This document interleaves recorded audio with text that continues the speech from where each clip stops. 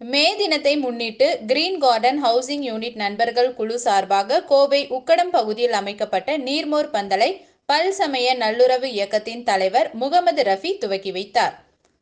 தமிழகத்தில் எப்போதும் இல்லாத அளவிற்கு கோடை வெப்பம் அதிகரித்துள்ளது. இந்நிலையில் பொதுமக்களின் தாகம் தணிக்கும் விதமாக பல்வேறு அமைப்பினர் ஆங்காங்கே நீர்மோர் பந்தலை அமைத்து வருகின்றனர்.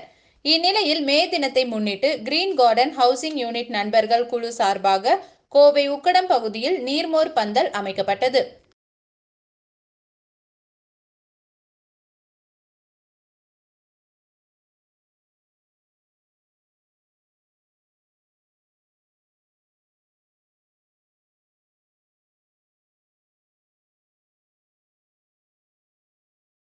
இன்று உக்கடம் வள்ளியம்மை பேக்கரி பகுதியில் கிரீன் கார்டன் நண்பர் குழு எப்பொழுதுமே நல்லிணக்கத்திற்காக அந்த நண்பர்கள் குழு ரம்ஜான் அன்றைக்கு கூட கிட்டத்தட்ட ஒரு 5000 பேருக்கு ஜாதி மதம் பார்க்காமல் சமத்துவத்திற்காக அனைவருக்கும் யாரும் பசியோடு இருக்கக்கூடாது என்பதற்காக அன்று பிரியாணி வழங்கினார்கள்.